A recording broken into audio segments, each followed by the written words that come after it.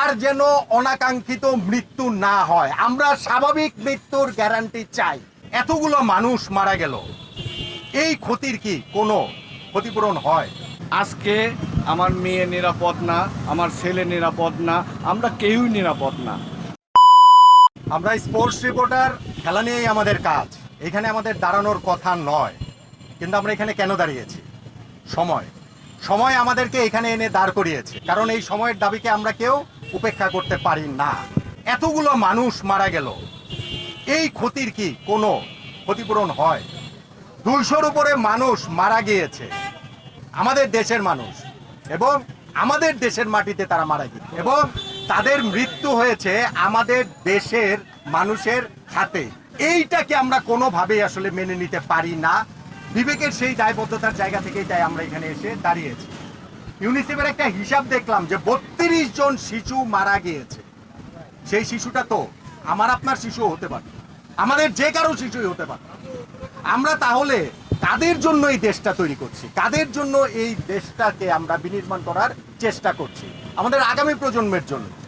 তারাই যদি এই দেশে নিরাপদ না হয়, তাহলে নিরাপদ আর কারা? আমরা তাই এইখানে আমরা ক্রীড়া সাংবাদিকরা এখানে দাঁড়িয়েছি একটাই দাবি নিয়ে। শিক্ষার্থী জনতার উপর এই যে নৃশংসতা হয়েছে, গত 2 সপ্তাহের বেশি সময় ধরে যেই নৃশংসতা চলছে, এইটা বন্ধ হোক। এইটা যেন ইমিডিয়েটলি বন্ধ হয়।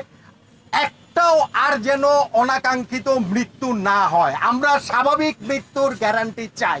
এই চাওয়া কি এই রাষ্ট্রের কাছে খুব বেশি কিছু? আজকে আমার মেয়ে নিরাপদ না, আমার ছেলে নিরাপদ না, আমরা কেউই নিরাপদ না। আমরা কোনো দলের নয়, কোনো গোষ্ঠীর নয়, কোনো শ্রেণীর নয়। আমরা শুধু একটাই বলবো, আমরা মানুষ হিসেবে আমাদের যে অধিকার আছে, সেই অধিকারগুলো আমরা ফিরে পেতে চাই।